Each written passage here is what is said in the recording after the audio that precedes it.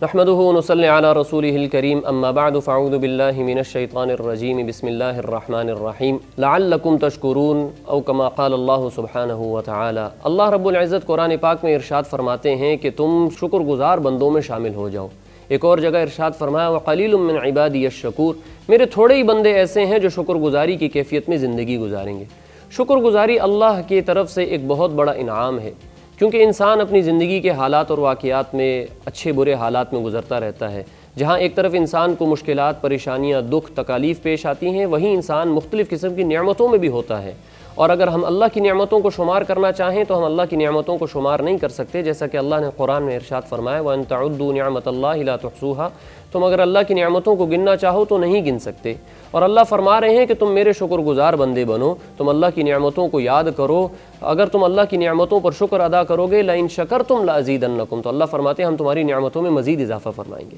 اس شکر گزاری کی کیفیت کو حاصل کرنے کے لیے روزہ ایک بہت بڑی اہمیت کا حامل چیز ہے۔ روزے کے ذریعے سے شکر گزاری کی کیفیت کی تربیت ہوتی ہے۔ کیوں؟ چونکہ انسان جب سارا دن بھوک اور پیاس کے بعد مشقت اور تکلیف کو برداشت کرتا ہے، جسم میں نکاہت کو برداشت کرتا ہے، شدید پیاس کو برداشت کرتا ہے، گرمیوں کے روزے اور مختلف قسم کے حالات اور اپنے کام کاج میں مشغولیت اور مصروفیت کے باوجود بھی وہ بھوک پیاس کو برداشت کرتا ہے صرف اس وجہ سے کہ میرے اللہ کا حکم ہے۔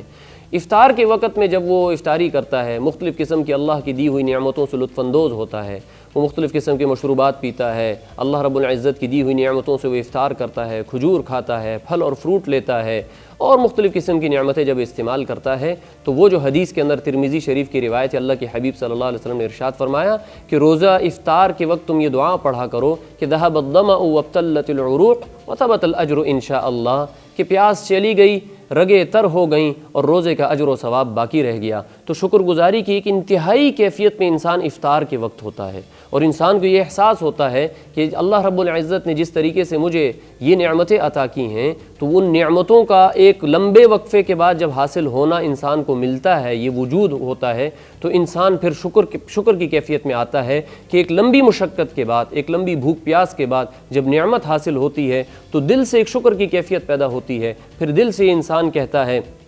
کہ الحمدللہ الذی اطعمنا وسقانا وجعلنا من المسلمین، تمام تعریفیں اس پاک ذات کے لیے ہیں جس نے مجھے کھلایا، جس نے مجھے پلایا اور جس نے مجھے مسلمان بنایا۔ یہ جو کلمات ہیں جو عام طور پر ہم پڑھتے رہتے ہیں کھانے کے بعد، لیکن افطار کے بعد یہ والی کلمات ہمارے دل سے نکلتے ہیں۔ کیوں؟ کیونکہ ایک مشقت کے بعد ہم نے اس کیفیت اور اس نعمت کو حاصل کیا ہے۔ تو روزہ ایک مستقل محنت ہے، روزہ ایک مستقل مشق کا ذریعہ ہے انسان کے اندر شکر گزاری کی کیفیت پیدا کرنے کا۔ میں نے ایک سیشن میں ایک حدیث عرض کی تھی، اللہ کے حبیب صلی اللہ علیہ وسلم نے ارشاد فرمایا کہ عجبا لامر المؤمن، مومن کا معاملہ بڑا عجیب ہے، ان اصابتہ الضراء صبر فکان خیرا لہ، اگر اسے مصیبت، تنگی، پریشانی پیش آتی ہے تو وہ صبر کرتا ہے تو وہ باعث خیر ہوتا ہے اس حال اور کیفیت میں بھی، اللہ کی نگاہوں میں بڑا محمود اور بڑا پسندیدہ ہوتا ہے، بڑا جو ہے نا وہ مرغوب ہوتا ہے۔ کیوں؟ کیونکہ وہ صبر کر رہا ہے، اس مصیبت کی گھڑی میں اللہ کے حکم کو پورا کر رہا ہے۔ اور پھر حدیث کا دوسرا حصہ اللہ کے حبیب نے فرمایا وَإِنْ أَصَابَتْهُ السَّرَّاءُ شَكَرَ فَكَانَ خَيْرًا لَهُ، اور اس کو اگر اچھے حالات پیش آتے ہیں، نعمتوں کے اندر ہوتا ہے تو وہ شکر کرتا ہے، اور یہ شکر بھی اس کے لیے باعث خیر اور برکت ہے۔ تو گویا مومن کسی بھی حال اور کیفیت میں ہو، مصیبت تنگی میں ہو تو وہ صبر کرے گا، نعمت کے اندر ہو تو وہ شکر کرے گا، اور ان دونوں اعمال کی ادائیگی کی صورت میں کہ صبر کرے یا شکر کرے، شکر چاہے اپنی زبان سے کرے، شکر چاہے اپنے عمل سے کرے، اللہ کی نعمتوں کو استعمال کرتے ہوئے اللہ کی اطاعت میں اپنے جسم کو استعمال کرے، تو یہ عملی شکر ہے۔ اور ایک قولی شکر ہے کہ زبان سے کہے الحمدللہ، تمام نعمتیں اللہ کی طرف سے ہیں، میرا کوئی کمال نہیں۔ تو صبر اور شکر کی ان دونوں کیفیات میں انسان اللہ کی نگاہوں میں ہوتا ہے، اللہ کی خصوصی نظر عنایت میں ہوتا ہے۔ تو روزے کو شکر کے ساتھ بھی ایک خاص تعلق ہے۔ روزہ انسان کے اندر شکر کی تربیت کرتا ہے، روزہ انسان کے اندر صبر کی تربیت کرتا ہے۔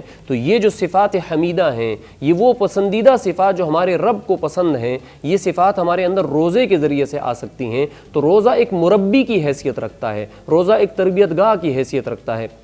اللہ رب العزت نے ہمیں رمضان کا یہ مبارک مہینہ دیا ہے، اس کے اندر اگر ہم روزوں کو اہتمام کے ساتھ اللہ کے حکم کو سمجھتے ہوئے روزوں کے ان مقاصد عالیہ کو، ان بھرپور اور عظیم الشان مقاصد کو اگر سامنے رکھتے ہوئے اگر ہم روزے رکھیں گے تو ہمارے اندر روزوں کے ساتھ ساتھ تربیت کا عنصر بھی پیدا ہوتا چلا جائے گا۔ ہمارے اندر وہ بہترین صفات جو کسی بھی اچھے انسان میں ہونی چاہیے، روزے کے ذریعے سے ہمارے اندر میں وہ اچھی صفات پیدا ہوں گی، صبر کی صفت پیدا ہوگی، شکر کی صفت پیدا ہوگی، تقوی اور پرہیزگاری کی صفت پیدا ہوگی، اور بہت ساری مقاصد عالیہ اور بہت ساری صفات حمیدہ وہ روزہ اپنے اندر اور اپنے ساتھ میں لے کے آتا ہے، اور روزہ رکھنے والے کو یہ دیتا ہے۔ اللہ رب العزت ہمارے ان تمام اعمال و عبادات کو قبول بھی فرمائیں، اور ان مقاصد کو سامنے رکھتے ہوئے ہمیں رمضان کی عبادات کرنے اور بالخصوص روزے رکھنے کی توفیق عطا فرمائیں۔ وآخر دعوانا ان الحمد للہ رب العالمین۔